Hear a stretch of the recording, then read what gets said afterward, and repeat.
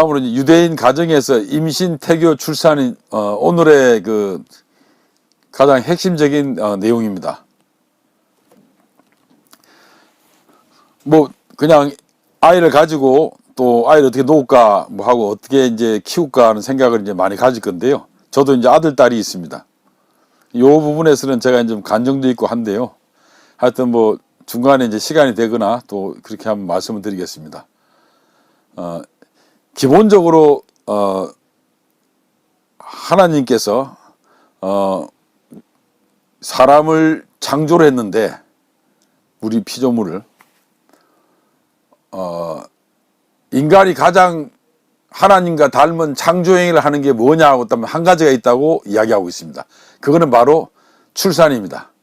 그러니까 유대인들은 아이를 놓는 것이 하나님처럼 유일하게 할 수 있는 창조행위라고 이렇게 규정하고 있습니다.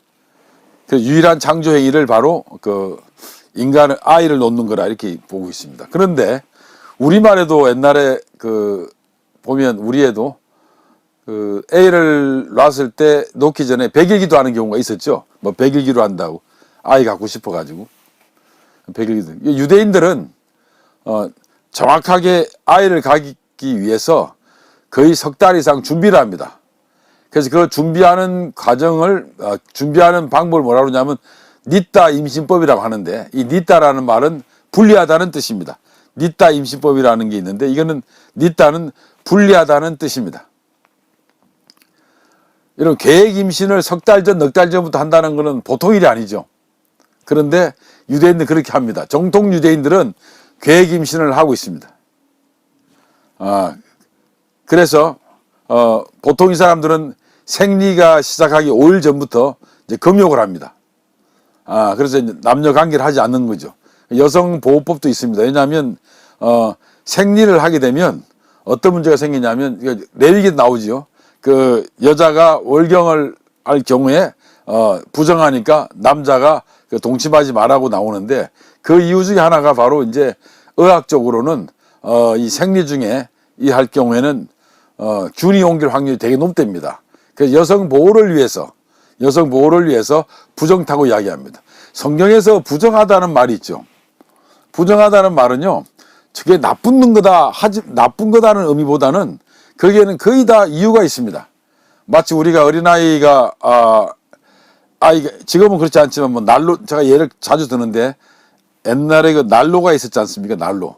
그 어린아이한테 거기 가까이 가면 혼나. 절대 가지 마 하지 않습니까? 그리고 난로 가까이 가면 아빠한테 혼난다고 애기한테 이제 혼난다는 거를 그 명령을 내리는데, 진짜 아이가 가가지고 손을 대요.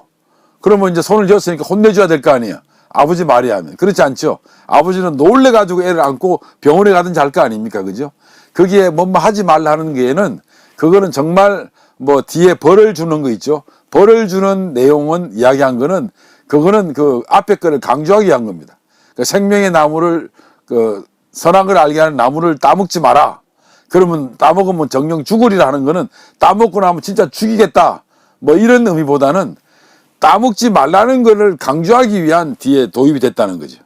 뭐 이런 것들, 뭐 해석의 차이가 있는데, 그래서 생리 중에는 여자를 보호하기 위해서 절대로 이제 동침하지 않게 하고요. 그 다음에 생리가 끝나고 12일째 후에는 여자들이 우유 목욕을 합니다. 그러니까 우유 목욕을 하는 이유, 이제 남편하고 이 아이를 갖기 위한, 예를 들면 우유 목욕을 합니다. 그래서 이 우유 목욕을 하면요, 어떤 일이 생기냐면, 뭐 피부가 되게 탄력적이고 남자가 많이 이제 성적으로 흥분 상태가 일어난답니다. 그래서 그럴 때 이제 남자의 이제 그 힘센 정자가 자궁에 들어가서 튼튼한 아이를 놓을 수 있다, 이렇게 이제 이 사람들은 생각을 하고 있습니다. 그래서 우리가 잘 아는 자궁이라는 말은 아기 집이잖아요, 문자대로 풀이하면. 그래서 이거는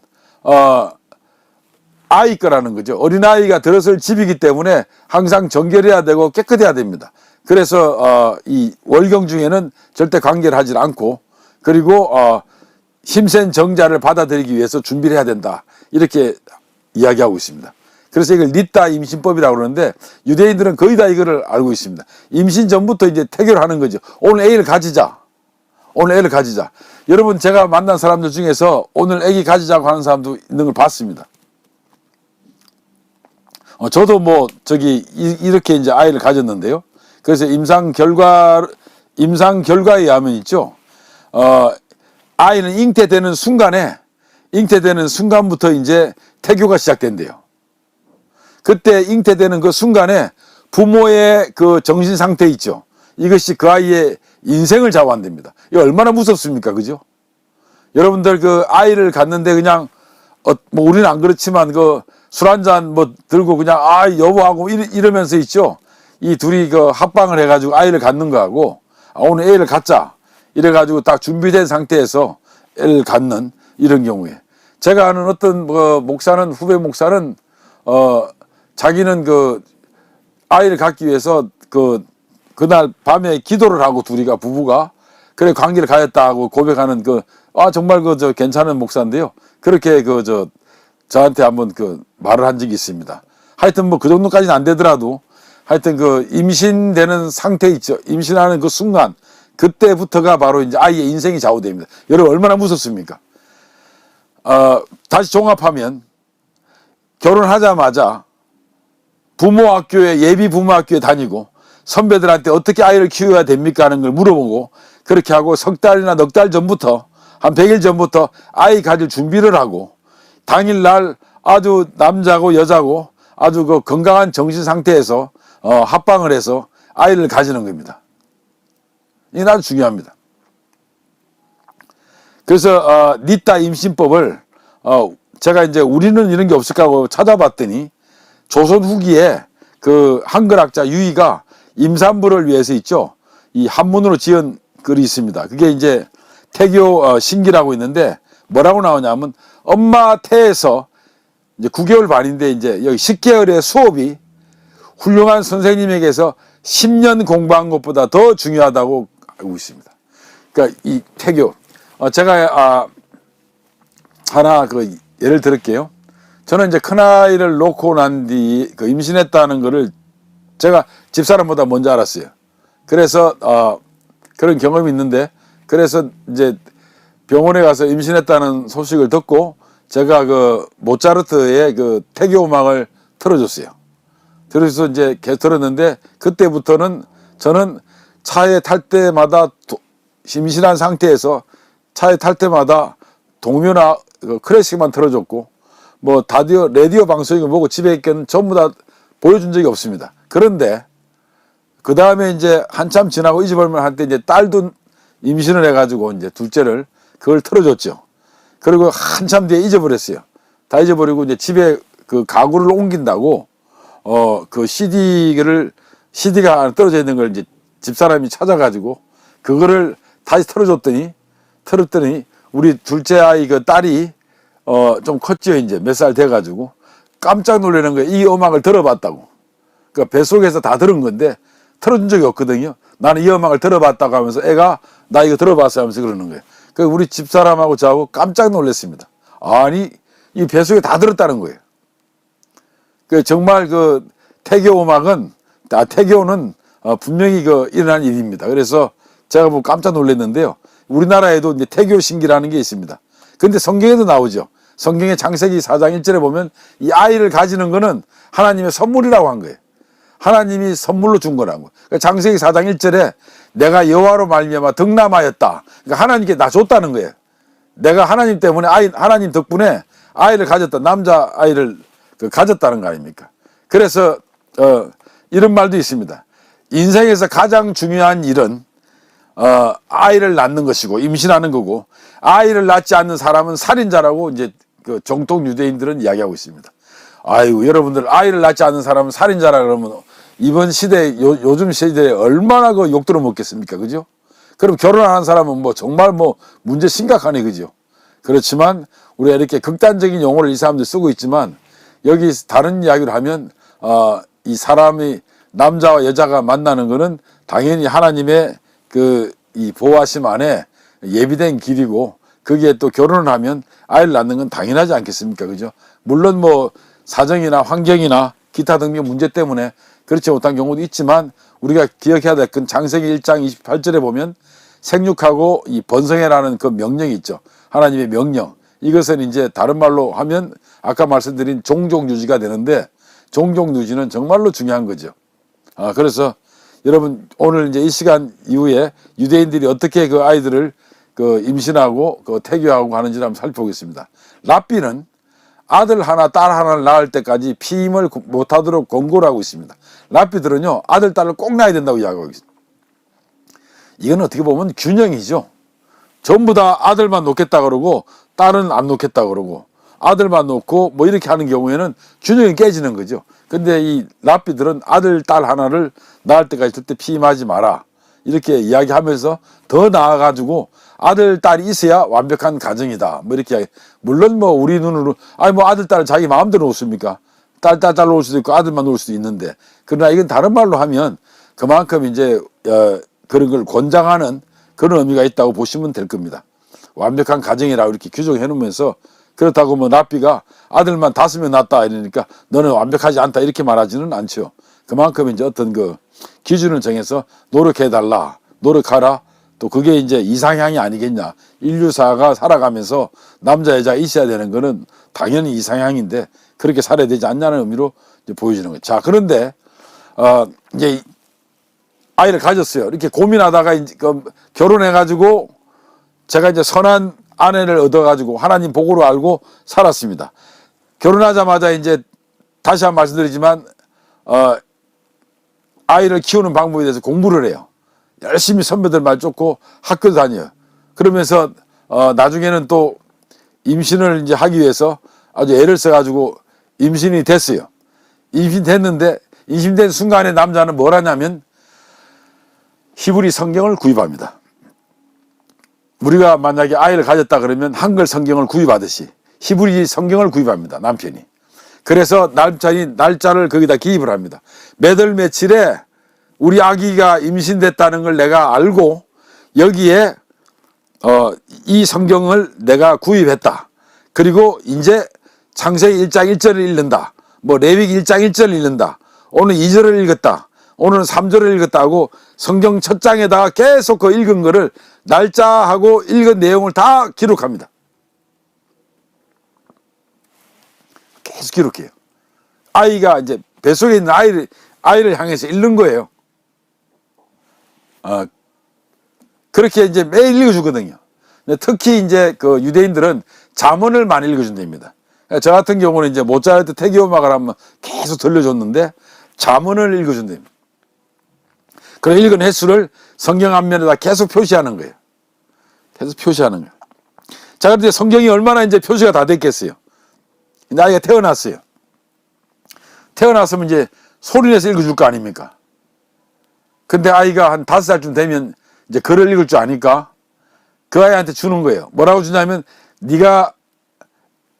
하나님께서 네가 태어나 엄마의 뱃속에서 생겨났을 때부터 내가 이렇게 읽어줬다 이만큼. 그랬는데 이제 네가 이걸 읽을 줄 아니까 글을 아니까 네가 읽으라고 하는 거예요. 아이가 그걸 보고 뭐라고 그러겠어요? 아니 자기가 5살 경우에 이때까지 내가 이거를 우리 부모님이 엄마 뱃속에 있을 때 다 읽어줬구나. 그리고 그 귀절이 다 써있고 이 성경을 어떻게 하겠습니까? 그 가보도 그런 가보가 없죠. 몇 월 며칠 날 뭐 읽어줬고 몇 월 며칠 날 뭐 읽어줬고 다 적혀 있지 않습니까? 이런 사람들입니다. 그리고 아이를 갖자마자 또 뭐 하냐면 이 사람들은 성경과 구입 동시에 이 저금통을 하나 마련합니다. 그래서 저금통에다 항상 자기네들이 돈을 거기다가 집어넣고 아이가 태어나자마자 뭐 아이가 A라고 태어나면 A 이름으로 좋은 데 기부를 합니다. 그러니까 아이가 임신한 게 하나님의 복으로 하나님의 선물로 아이를 가졌기 때문에 하나님의 그 선물에 대한 감사의 표시로 이 사람들이 그 저금을 합니다. 자, 여러분 아까 말씀드렸는데 자선이라는 말 했잖아요. 우리가 하나님을 섬긴다. 하나님께 영광을 돌린다. 하나님께 감사를 한다.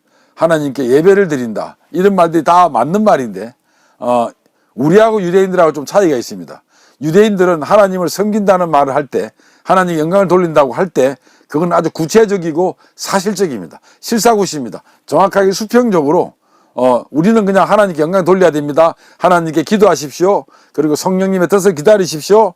그리고 뭐 성경을 읽어보십시오. 하나님 뜻이 뭔지 분별하십시오. 이런 용어가 아주 입에 배었는데, 그런데 유대인들은 하나님을 섬기고 하나님께 영광을 돌리고 하는 것들이 바로 뭐냐면 옆 사람을 섬기고 옆 사람한테 선행을 베풀고 옆 사람과 싸우질 않고 옆 사람과 좋은 관계를 맺고 이런 겁니다. 그래서 우리가 배워야 될 거는 그들은 항상 하나님이라는 그 신앙의 그 표대를, 그것이 그 목표는 있지만 그것을 신앙을 구현하는 것은 수평적인 관계에서 오는 것을 실행하는 겁니다. 불쌍한 사람을 돕고 불쌍한 사람이 필요한 것을 도와주고, 그래서 서로 관계를 맺으면서 있죠. 서로 평화롭게 지내고 뭐 이러는 것들입니다. 그러니까 아주 구체적이죠. 뭐 이런 것들이 나올 겁니다. 지금 이제 계속 나오는데요. 보시면. 그래서 이제 기부를 합니다. 그 기부하면서 얼마나 기분 좋겠어요. 우리 A라는 아이 이름으로, 아들 이름으로, 딸 이름으로 기부를 해요. 얼마나 그 깊은 마음으로 기부를 하겠습니까? 네, 그런 것들은 참 배울 것이죠. 그래서 유대인들은 히브리어로 여러분 엄마라는 말이, 어머니라는 말이 M이라고 합니다. M. 근데 이 M이라는 말의 기원에서 뭐가 나오냐면 신앙이나 믿음을 뜻하는 에무나라는 단어가 나오고요. 진리를 뜻하는 에메트라는 말이 나와요. 그리고 우리 아멘 뭐 이런 말이 있잖아요. 이런 말들의 기원이 M입니다. 그래서 이 M에는 또 다른 뜻이 있는데 뭐냐면 양육의 의미도 있어요. 그래서 룻기 4장 16절에 보면 나오미가 아기를 받아 품에 품고 그의 양육자가 되었다 하는 말이, 이 양육이 아멘인데 이게 M이라는 말에서 기원이 된 겁니다. 그러니까 엄마라는 단어에는 신앙이라는 뜻도 있고 진리라는 뜻도 있고 양육이라는 뜻이 다 포함되어 있는 거예요. 그러니까 성경에서 가장 고귀한 언어가 전부 다 어디로 포함되어 있냐면 M에서 출발하고 있다는 거예요. 이런 것들은 우리가 정말 배울 만하죠. 그러니까 엄마로부터 신앙을 배우고 엄마로부터 진리를 배우고 엄마로부터 교육을 받는 거죠. 그러니까 이런 것들은 참으로 중요합니다. 그래서 자꾸 이야기하지만 엄마는 하나님의 선물이고 엄마는 아내는 남편한테 엄청난 복이고 하나님의 복이고 그냥 뭐 정말 귀한 분으로 이렇게 우리가 알아야 된다는 거죠. 그래서 이미 이제 출산을 하게 됩니다. 그래서 아담과 하와가 창조되기 전에 이미 에덴이라는 훌륭한 환경이 만들어지지 않았습니까? 그러니까 아이를 놓기 전에 우리는 남자든 여자든 자기가 자녀가 태어나기 전에 에덴과 같은 훌륭한 환경을 조성해야 된다. 그게 막 경제적으로 가난하고 부자적 개념이 아니라 아이가 잘 자랄 수 있도록 그런 것들, 맹자 어머니가 맹자를 키우기 위해서 3번이나 이사 갔다 오지 않았습니까? 그런 식으로 훌륭한 환경을 조성해 주기 위해서 조성을 하고 난 뒤에 아이를 출산하라는 거죠. 이게 아주 중요합니다. 그러니까 임신을 어떻게 해야 되고 결혼하면서 임신할 준비를 어떻게 해야 되고 임신했을 땐 태교를 어떻게 해야 되고 태교가 되고 난 뒤에 아이를 출산할 때는 그 환경이 어떻게 해야 될 것인지를 유대인들 아주 세밀하게 자기네들이 이 탈무드나 이런 데 많이 나옵니다. 그 예가 하나 있음인데 출산 후에는 이제 여성을 위한 보호가 있는데 그게 뭐냐면 첫째 이제 자궁을 깨끗이 할 것 하고 이제 산후조리법이 나옵니다. 그런데 이 놀라운 거는요. 계속 여자 중심으로 아내 중심으로 이야기가 나오고 있습니다. 아마 여러분들은 이제 보시면 알겠지만 아까 부정하다 말을 했는데 레위기 12장 1절에서 8절 보면 여자가 이제 요약하면 이렇습니다. 여자가 월경할 때는 이제 부정한데 그리고 아이를 낳았을 때 부정한 거예요. 피가 이제 나온 거 유출했기 때문에 부정한데 여자가 아들을 낳았을 경우에는 40일이 부정하고 여자를 낳았을 때는, 여아를 낳았을 때는 80일이 부정하다고 해버리는 거예요.